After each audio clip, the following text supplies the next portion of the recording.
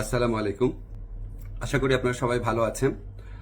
আপনারা সবাই জানেন যে সাংবাদিক সম্পাদক মাহমুদুর রহমান সাহেব উনি একটি মামলায় জামিন চাইতে গিয়েছিলেন, তারপর উনি কারাগারে আছেন। এই ঘটনা সবাইকে, আপনাদের অনেককে দুঃখ দিয়েছে, কাউকে ক্ষুব্ধ করেছে। আপনাদের কাছে মনে হয়েছে যে এরকম একটা ছাত্র জনতার বিপ্লবের পর আসা সরকার, এই সরকারের সময় কেন ফ্যাসিবাদ বিরোধী লড়াইয়ের অন্যতম অগ্রনায়ক মাহমুদুর রহমান ভাই কেন এখানে কারাগারে আছেন। তা আমি আপনাদেরকে একটু ব্যাখ্যা করি বিষয়টা। প্রথমেই বলে রাখি, আমি ওনাকে খুবই শ্রদ্ধা করি। এদেশে শেখ হাসিনার যে ফ্যাসিবাদী শাসন ছিল, সেটার বিরুদ্ধে যে লড়াইটা আমাদের, সেটার সূচনা করেছিলেন, বুদ্ধিবৃত্তিকভাবে তিনি সূচনা করেছিলেন, এবং এই জন্য ওনাকে প্রচণ্ড নিপীড়ন, নির্যাতন ভোগ করতে হয়েছে, যেটার সাথে কোনো কিছুর তুলনা হয় না আর কি। তো উনাকে একটা অবিশ্বাস্য, একটা চরম ভুয়া মামলায় ওনাকে ফ্যাসিস্ট শেখ হাসিনা সরকার ওনাকে শাস্তি দিয়েছিল। ট্রায়াল ইন অ্যাবসেন্সিয়া হয়েছিল, ওনার অবর্তমানে শাস্তি দিয়েছিল। অবিশ্বাস্য মামলা একটা, এবং এই মামলার মেরিট নিয়েও প্রশ্ন তোলা যেতে পারে, কিন্তু এই বিচার কার্যটা সম্পন্ন হয়ে গিয়েছিল এবং ওনাকে শাস্তি দেওয়া অলরেডি হয়ে গিয়েছিল। তো উনি যখন এখানে আপনার বাংলাদেশে আসলেন, আসার আগে কিছুদিন আগে ওনার স্ত্রী, আমাদের শ্রদ্ধেয় ভাবি, ওনার বিরুদ্ধেও একটা অত্যন্ত অগ্রহণযোগ্য ভিত্তিহীন মামলা করা হয়েছিল। তো উনি সেই মামলাতে সাজা স্থগিত করে আপিল করার জন্য আবেদন করেছিলেন। এই আবেদন কিন্তু আইন মন্ত্রণালয় অথবা আমার কাছে আসে না, এটা যায় স্বরাষ্ট্র মন্ত্রণালয়ের কাছে। স্বরাষ্ট্র মন্ত্রণালয় যখন আমাদের অভিমত চেয়েছে, আমরা ইতিবাচকভাবে এটা দেখার জন্য জোর সুপারিশ করেছি। আমাদের এই সুপারিশের ভিত্তিতে মাহমুদুর রহমান ভাইয়ের স্ত্রীর সাজা স্থগিত করে ওনাকে আপিল করার সুযোগ দেওয়া হয়। মাহমুদুর রহমান ভাই যেই মামলায় শাস্তি পেয়ে আজকে জেলে আছেন, এক্স্যাক্টলি এই মামলায় আরেকজন বরেণ্য সাংবাদিক শফিক রহমান, ওনারও সাজা হয়েছিল। উনি ঠিক একইভাবে মাহমুদুর রহমান সাহেবের যে স্ত্রী আছে, উনি যেমন আবেদন করেছিলেন যে সাজা স্থগিত রেখে আপিল করার জন্য, উনি একইভাবে সেই আবেদন করেছিলেন। আমাদের আইন মন্ত্রণালয়ের মতামতের ভিত্তিতে শফিক রহমান সাহেবেরও সাজা স্থগিত করে ওনাকে মুক্ত মানুষ হিসাবে আপিল করার জন্য যে ওনার যে আবেদনটা ছিল সেটা অ্যাপ্রুভ করা হয়। মাহমুদুর রহমান ভাই এটা করেন নাই।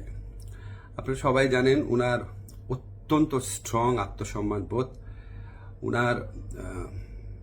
উনি খুব দৃঢ়চেতা মানুষ, খুবই দৃঢ়চেতা মানুষ, প্রচণ্ড দেশপ্রেমিক মানুষ।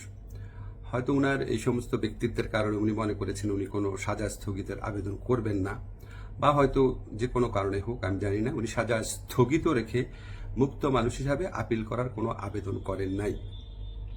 ফলে এটা করার কোনো রকম স্কোপ কোনো মন্ত্রণালয়ের, কোনো সরকারের ছিল না। উনাকে যেই আদালত এই ভুয়া মামলাতে উনাকে শাস্তি দিয়েছিল, উনি সেই আদালতে জামিন চাইতে গেছেন। আমাদের ফৌজদারি কার্যবিধিতে আছে, যদি কোনো আদালত কাউকে 1 বছরের বেশি শাস্তি দেয়, ফৌজদারি মামলা যদি 1 বছরের বেশি শাস্তি দেয়, তাহলে সেই আদালত দোষী সাব্যস্ত ব্যক্তিকে জামিন দিতে পারবে না, জাস্ট পারবে না, কোনো স্কোপ নাই। কিন্তু তার চেয়ে যে বড় আদালত, অর্থাৎ মহানগর দায়রা জজের আদালত, সেখানে যদি পরে আবেদন করা হয়, তাহলে সেই আদালত জামিন দিতে পারবে।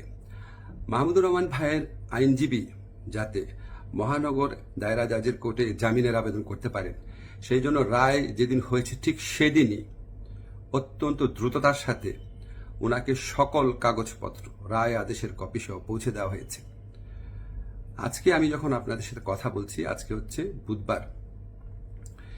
উনি যে কোনো কারণেই হোক উনি জামিনের আবেদন এখনো করেন নাই। জামিনের আবেদনটা করলে ওই আদালতের জামিন দেওয়ার এখতিয়ার আছে, এবং ওনার জামিন পাওয়ার পথ প্রশস্ত হবে। উনি মুক্তভাবে ওনার যে দেশপ্রেম থেকে, দায়িত্ববোধ থেকে, উনি ওনার সাংবাদিক হোক বা বুদ্ধিজীবী হোক বা ওপিনিয়ন মেকার হোক, উনি ওনার ভূমিকা পালন করতে পারবেন অচিরে, সে প্রত্যাশা করছি। আমি শুধু আপনাদেরকে একটা জিনিস একটু বোঝার জন্য অনুরোধ করছি।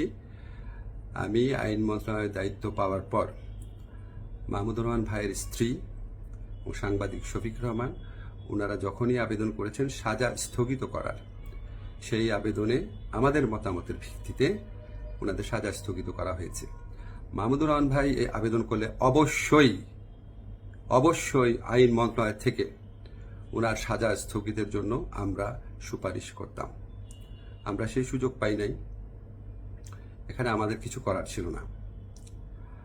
আমরা মনে করি যে মাহমুদুর রহমান ভাই উনি যত তাড়াতাড়ি, আমরা বলতে আমি নিজের কথা বলছি, যত তাড়াতাড়ি মুক্ত হয়ে আমাদের এই দেশ করার যুদ্ধে ওনার জায়গা থেকে নেতৃত্ব দিবেন, তত এটা দেশের জন্য মঙ্গলজনক।